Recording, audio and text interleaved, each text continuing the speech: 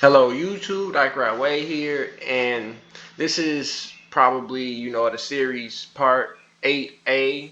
This is going to be the guide to commanders for free-to-play players, like truly free-to-play. And I might as well include guys that are also uh, low spending where they can maybe get the wheel commander that they want. Right, that's what I want to talk about. Okay, let me just do this because I'm gonna have to get on my other account. So I don't know. I have OCD. I don't wanna.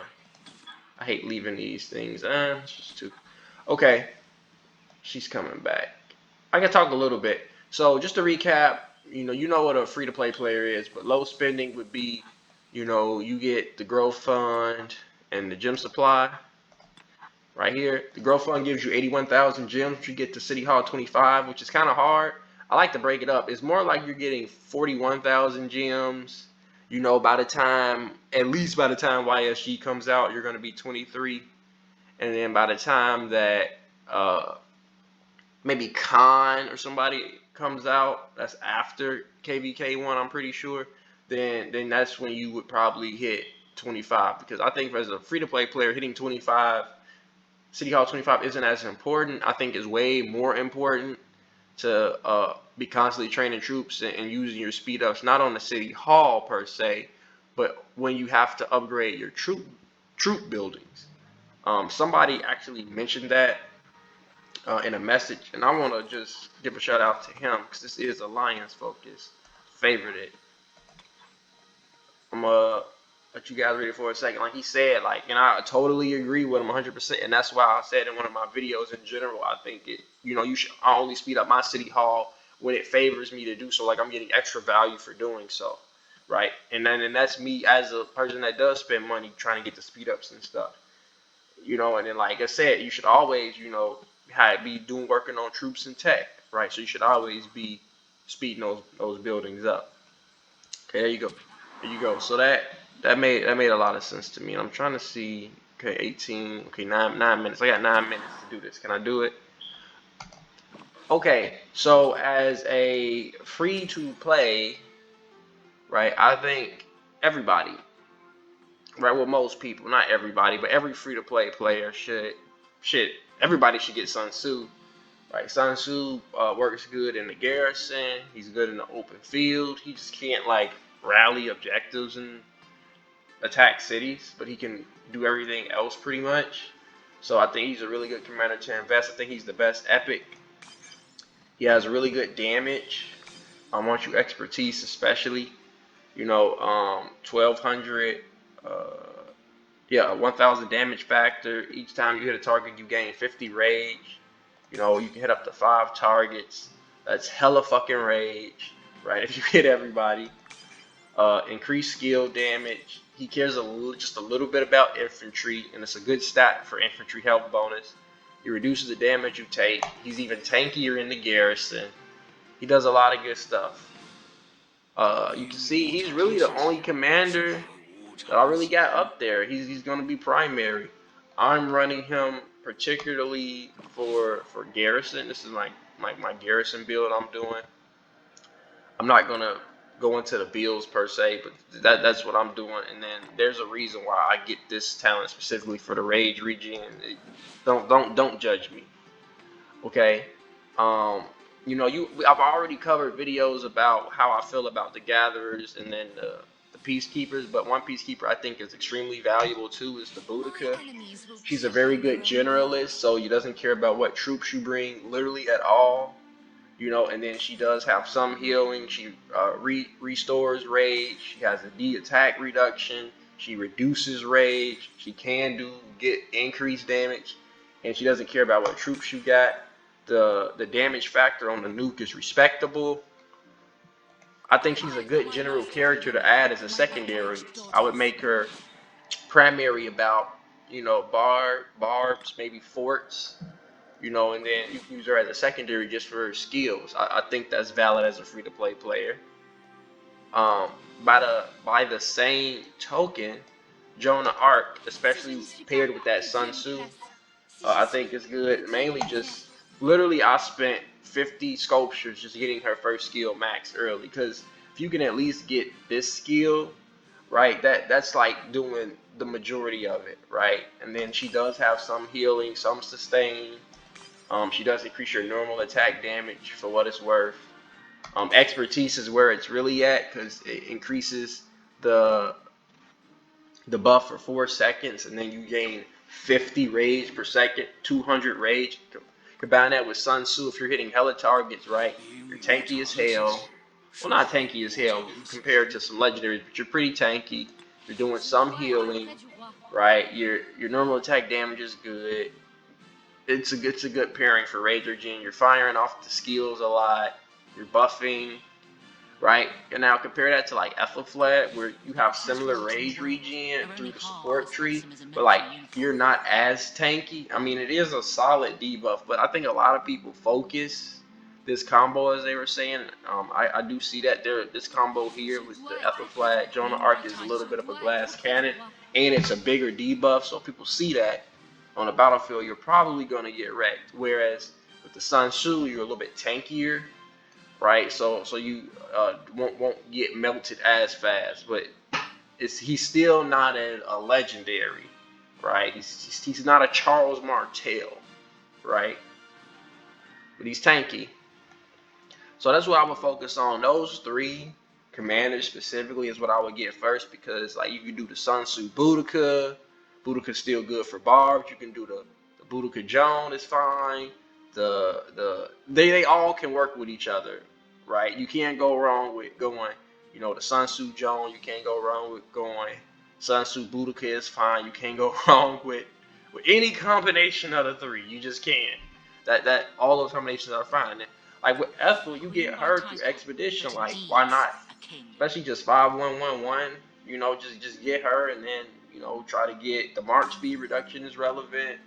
There's some pretty good builds you can do with her. Work on her over time, right? And then you can focus on what you want to focus on. As far as the epics, I would focus on the epics legendaries. The expertise legendary is better. It's probably better than most 5111 legendary. So just expertise your epics, right? So I think if you're going, all in on the infantry, right? Uji Mundak with Sun Tzu is really good. If you want all in on archers, I really like the Herman primary, and then I would encourage you to try to get El Cid with the archers. Where's El Cid? Don't tell me I haven't unlocked El Cid yet. I haven't unlocked El Cid yet, I don't think. Oh, I haven't.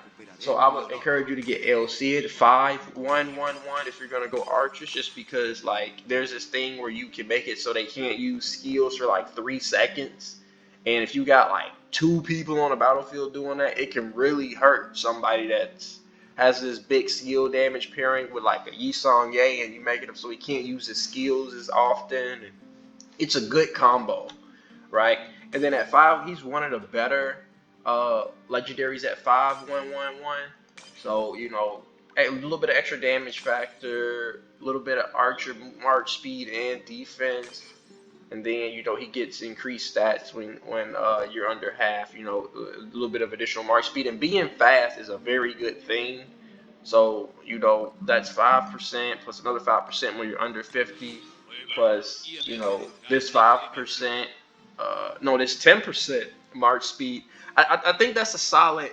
I think that's a solid combo, especially for making it so they can't use skills, and it's like decent damage on top of that. I like that pairing.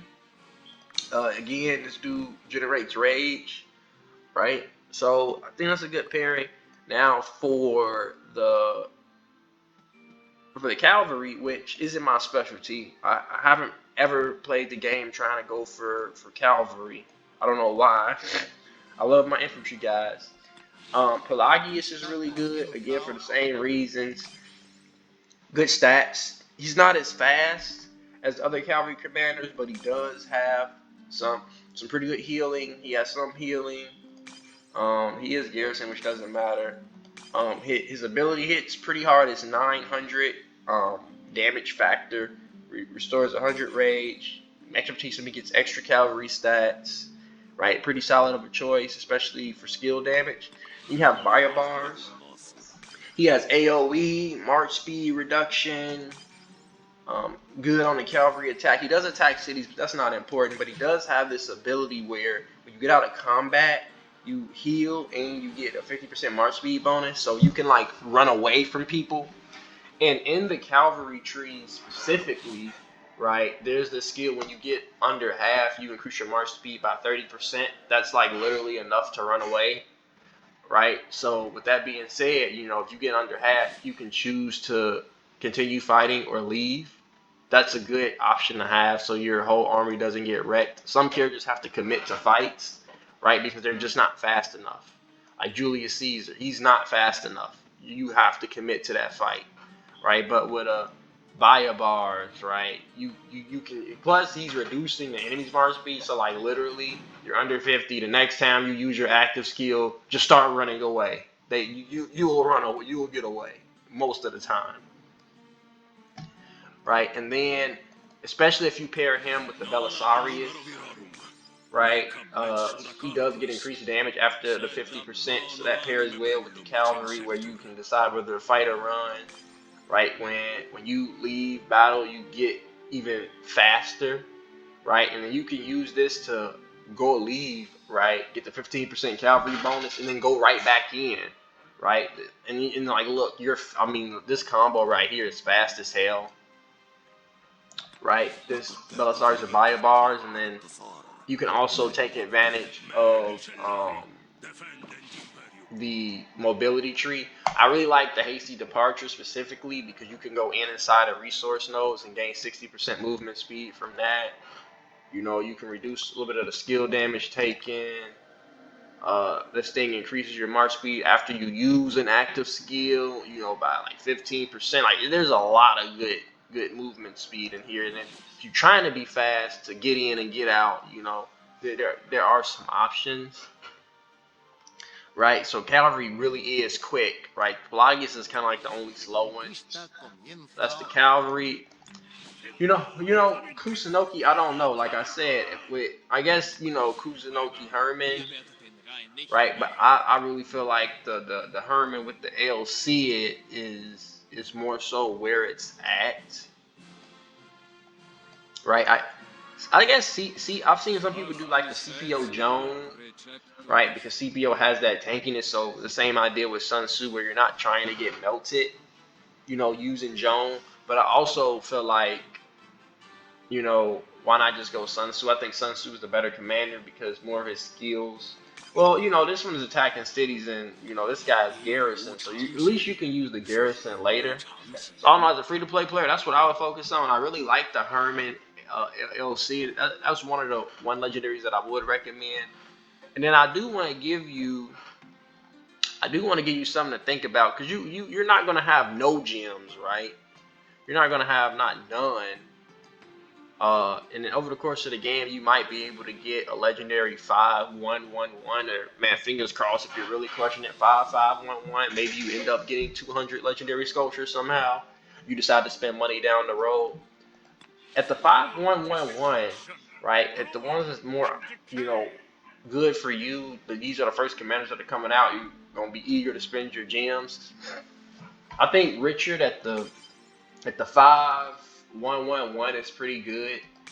His expertise doesn't seem that impressive to me. His commanders take 5% less damage from all sources. That ain't bad. That's tanky as fuck. Don't get me wrong. Right, and then if you do all infantry, you increase the damage to cavalry, so that's a bit counter. And every 10 seconds, you reduce march speed by 50%, so it's up, 50% of the time, uptime on this. They're not getting away from you, and if they do, it's going to be harder to, at least. And then the march speed reduction here as well, the damage reduction, the healing factor, especially because what you're trying to do as a free-to-play player is not get melted, right?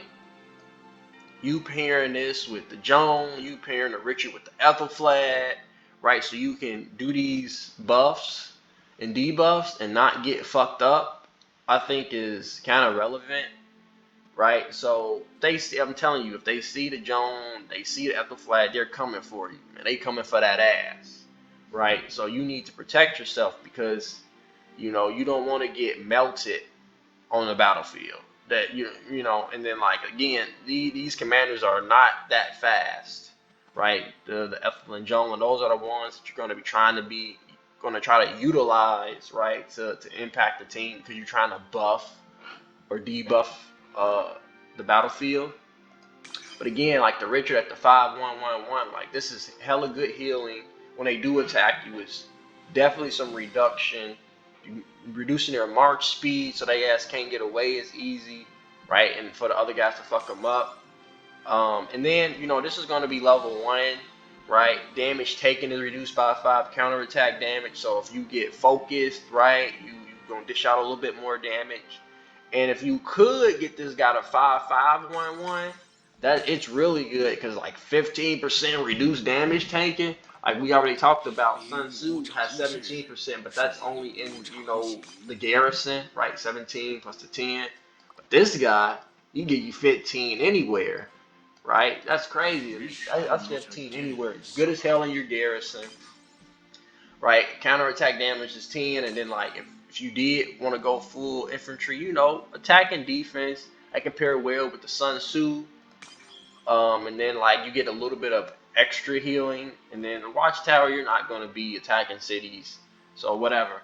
But I think this is I'm taking my time with this video so you guys don't make mistakes. I think this is a really good option at least unlock the character, right? It takes to guarantee an unlock on a wheel. You got to do 2 wheels, 5,600 gems per wheel, right? So that's 11,200 gems to unlock the character, guaranteed unlock of the character, right? And then if you could find a way to muster up, you know, 50 more sculptures to get that first skill matched, I promise you, you will not be disappointed. It's 100% worth it, right? 100%. You're not getting much on the battlefield. You're doing, you know, some impact. You're hiding your Ethelflaed or Joan behind somebody that they don't really want to fight, right? Because they're tanky as hell, and they would rather take out the damage dealers. But they have to also deal with the fact that you're buffing the damage dealers. It's a hard dilemma for people to deal with. Okay, by the same token, I think YSG is a character where you do want to expertise them, and that option isn't available to you. But like, let's say you decided you've been playing this game for like literally a year, right? You may decide at some point on day 180, day 150, some later date down the road that you might want to spend money to expertise a commander. Or maybe you've been playing this game for 400 days, and at this point, you've been playing long enough as a free-to-play where you can expertise a commander. This is who I would fucking expertise. This dude is insane, right? Garrison, like, I'm a big fan of Garrison. Defending your shit, in my opinion, is more important than attacking other people's shit. That's how I really feel, right? Good AoE, solid damage, right? Look at that rage restoration, and then increasing the damage of your archers if you decide to do that. You still at least get the rage regen, right? Increases your garrison's attack. And then the skill damage, oh my god, you could do, it's 20% right off the rip. Like again, as much as I like Sun Tzu is the best epic, like he's, you know, he gets 20% at the end. This dude gets 20% at the beginning, right? Even if you decided to say, man, fuck it, I'm gonna get them 5-1-1-1. I don't even think it's really that bad. You can do tons of damage. You know, again, you don't have the expertise, but you know, so be it. You know, I think it's still a good pairing. You regen pretty good rage. I mean, 50% archer damage is respectable. You compare that with Herman if you decide to go archers. You know, you can put him on your wall at the 5-1-1-1, and then he works well with Sun Tzu on your wall because that's increased skill damage. That's a lot of AoE skill damage. Holy fuck, right? I think this is a great pairing at the 5-1-1-1. And then both of these characters specifically have room for reinvestment if you decide to spend more money. Both. Richard, not so much. I wouldn't get Richard past 5-5-5-1, right? And that's really if you really wanted to go balls deep on I shouldn't say that. You know, if you really wanted to go in on the Richard, really wanted to go all in on the Richard, right? You know, fine. I think for me, because I think I like Martell better. I would rather 5-5-1, and I'm right. I'm a medium spinner, so this is different. I would rather 5-5-1-1 Richard, be able to use him with anybody and not feel too bad about not bringing full infantry. Maybe pair him with the Ethel Flad again for the same reasons to protect Ethel, right?